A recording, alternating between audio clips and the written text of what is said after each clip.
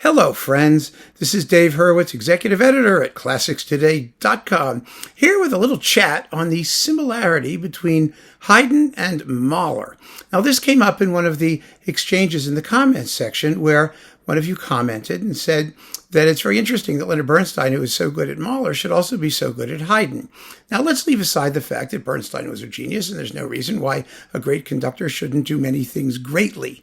Bernstein certainly did. He was great at a lot of other things you wouldn't expect him to be great at, like Mendelssohn. So there you go.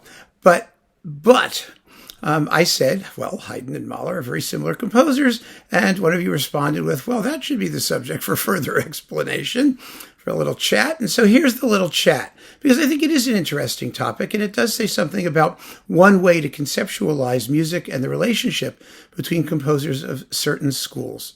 Now, some of you who are familiar with Haydn's Military Symphony will know that at the end of the second movement, the military movement, everything comes to a halt, and then there is a trumpet call with a big crash, which was described by contemporary audiences as the charge of battle and the screams of the wounded leading to a climax of horrid sublimity.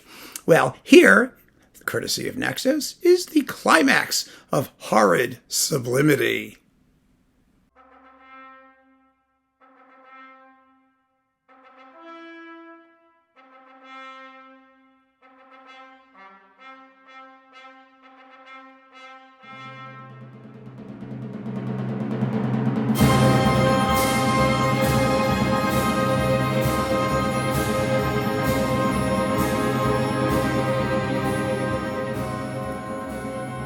Horrid, wasn't it? And sublime. I mean, it's a battle. It's wonderful. But those of you who know that symphony and that know Mahler will also know that something kind of amazingly similar happens at the beginning of Mahler's Fifth Symphony. And here, courtesy of Superfon, is that climax of horrid sublimity.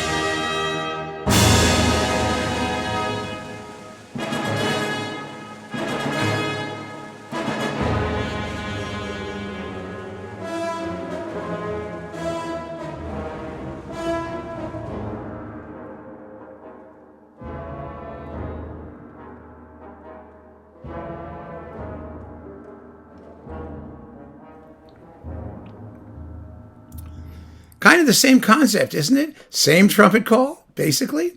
Big climax of horrid sublimity, big diminuendo with a shudder.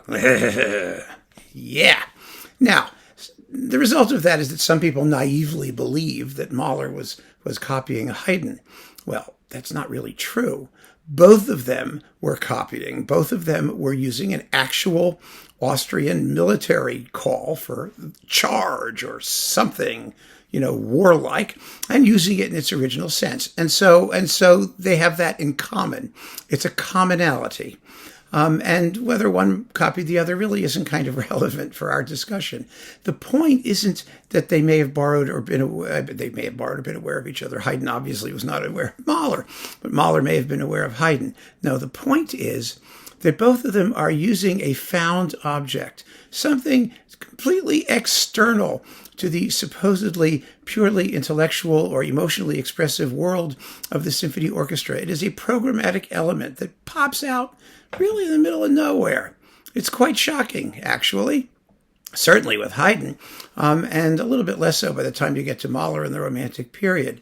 But the point I'd make about the two composers, a very, very important similarity, is that both of them were eclectics. They did not write in a pure style. In other words, Mahler said, music must be the world. The symphony, must be the world. It must embrace everything. That was his famous conversation with Sibelius. And Mahler symphonies do. They have everything but the kitchen sink. They have popular music. They have folk music. They have found objects. They have, it's all there, organized and digested through Mahler's particular musical genius. But what most people don't realize is that Haydn was a very similar composer. That's why Haydn has never been as popular as Mozart, for example. Mozart was the ultimate in classical purity. That's what people admire about him so much. The fact that Mozart's music is vocal music, plain and simple. The purest, highest expression, in the view of many, of the classical vocal style. Everything he wrote sort of fits in that category. You can't imagine Mozart outside of an opera where, there's like a scene where there's a battle, but in an abstract work like a symphony, stuffing the military thing in the middle of a symphony the way Haydn did. It just wasn't done. I mean, it's not the kind of thing. I know a lot of other composers did it too, but it's not the kind of thing that generally inspires admiration from people for whom stylistic purity is a criterion. And it is a criterion. But we have to remember something. Our musical culture, our musical history, our standards, our aesthetics are very narrow. They're really, really narrow. I mean, they're based on a few examples by a few composers of a very particular type who are valued above all other types and all other composers. I've always found that to be completely ridiculous and nonsensical, but that's the way it is. That really is the way it is. Composers who are eclectics, composers who are open to all kinds of influences, are generally less revered than those who maintain a certain purity of style. One example of that I think is funny, really kind of amusing, is Poulenc's admiration of Webern. Poulenc loved Webern. Poulenc admired Webern for his absolute purity of style. And no one's going to argue that Webern didn't have a pure style. My goodness. Poulenc, on the other hand, was a smorgasbord of eclecticism, and he doesn't get nearly as much respect, largely as a result of that, as a result of his stylistic dualities and dichotomies. And that's true of Mahler, and to an extent it's true of Haydn, although people don't phrase it that way because they're not used to hearing that in discussing music of the classical period. Haydn, for example, got into trouble with his Creation Mass, which quoted from his oratorio, The Creation, and the duet between Adam and Eve for the Et Incarnatus section of the Credo, which people got pissed at. They thought that was horrifying, that he would use secular music, a secular Singspiel-like tune, in the context of a sacred work. And Haydn's sacred works have always been dogged because people regard them as far too secular. And it's quite telling that Mozart's greatest sacred work, the Mass in C minor, was left incomplete. You might wonder, why was it left incomplete? Well, it's actually not hard if you're thinking along these lines to understand that Mozart lost interest because he was only interested in expressing human emotion through vocal melody. That was what he did. And a Mass doesn't really give you that many opportunities to do that. You have a few, the Crucifixus, Dona nobis pacem, have mercy on us. There are those things, the plea and misery parts you can do. But the rest of it, the doctrinaire stuff and the purely theological bits, no. They wouldn't have inspired Mozart at all. In fact, they didn't. If you listen to his Missa Brevi, that he wrote in Salzburg, some of them are just hilarious because the language of Viennese classicism was essentially the language of comic opera. And it was the language of comic opera expressed in vocal melody. And there is no question that if Mozart had wanted to write the whole thing, he would have written the whole thing. But would he have maintained that same Handelian, Bachian, rigorous liturgical style? Probably bored him to tears having to do that. It was way outside of his wheelhouse. Now, geniuses can do anything. You never know. I mean, I'm talking in very gross generalizations. But the thing to keep in mind is that when you think of composers in that sense as eclectic and pure, or stylistically, Mozart was an urban composer. Haydn was a rural composer. He came from the countryside. You hear in Haydn birdsong. You hear folk dancing. You hear all of that stuff You hear military calls. You hear hunting horns. You have all of the materials. When he went to London, he used the street cries of London vendors in his London symphonies. You hear all of these things. Well, you would never hear that stuff in Mozart. And Beethoven is a particularly interesting case in point, because the one place where you really hear all that stuff is in Beethoven's Pastoral Symphony. And he gets away with it because he calls it that, because he says to us, oh, this is what I'm doing. It's a special case. But with Haydn, it's not a special case. It's just his language. And with Mahler, it wasn't a special case.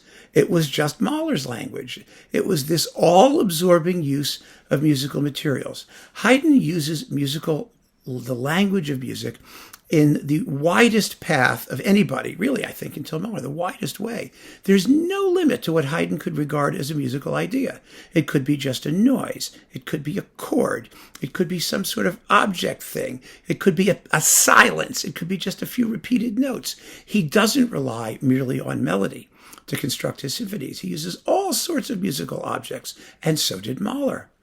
Mahler was famous for using noises, crashes, bashes, screams, things from the exterior, solo percussion things, simple rhythms, the same kind of constructive technique that Haydn used in writing his symphonies and other works as well. And that is really the similarity between the two that I was trying to express in a rather pithy way. And there are other composers like that. One of the most interesting ones I just mentioned was Beethoven, because Beethoven adopted Mozart's sort of melodic aesthetic, but applied Haydn's formal and sort of intellectual approach to it. I have to turn that off. It drives me crazy. These things keep bleeping in, and I have to get rid of them. There we go. That's out. There. It's going. So yeah, Haydn and Mahler have a lot in common. They have a lot in common in their treatment of the orchestra. The way they use solo forces, the way they give prominence to unusual instruments, the way that color is used as a structural principle rather than just melodic development in their works. I mean, there are so many parallels, even though the styles are at opposite ends of the German classical style. They really are. But yeah, they are composers of the same ilk. And conductors, to get back to, the original point, conductors who are really good at one of them are probably going to be really good at the other, to the extent that they emphasize and value and recognize those qualities. God knows there are plenty of Mahler conductors who suck at Haydn, and some really good Haydn conductors who would probably suck at Mahler, because there are many other elements to great music, of course, than just these. But these are important. These are genuine bases of the aesthetics of Haydn's and Mahler's musics, and they are very, I believe, very similar. And I think you can apply this sort of dualism, this dichotomy, to a lot of other composers too. Are they inclusive composers, or are they exclusive composers? Mozart was an exclusive composer. Bach was an exclusive composer. And, it's not a value judgment. One isn't better than the other. They're just musical facts. It's just the way they are. And unfortunately for us, I believe, our musical cultural values are based on this idea of purity and exclusivity, because of course it suits our snobbery, and it's easier. It's easier to talk about. It's easier to recognize. It's easier to digest than the surprising, more colorful, seemingly more wanton view of music, which is far more inclusive. I personally, I'm an inclusivist, as you may have guessed. I think that's just much cooler than the other kind, which doesn't mean I can't adore and love the other kind as well. But, Handel was inclusive. Bach was exclusive. I tend to like Bach more than Handel. Handel more than Bach. That's my particular choice. That's where my biases lie. But it isn't where my judgment lies. You should be able to recognize genius wherever you find it and enjoy whatever's enjoyable. God knows I love Mozart, and God knows I love Mozart's operas, which are, of course, his most inclusive works, much more than the instrumental pieces, which are all stylized vocal music in one way or another. So it's very much a question of choice. But I don't think that the facts are against me here. I think you can look at the styles of composers like Haydn and Mahler and see that they have that much in common in a very, very basic way. And I hope that this clarifies my point of view and gives you something to think about too when you listen to music, and try and define the things that you particularly enjoy and the reasons you particularly enjoy them and the styles of the composers that speak to you most readily. It's a fascinating topic. We could say a lot more about it, but I think that's about the basics. So keep on listening, friends. Thanks so much for joining me. Take care.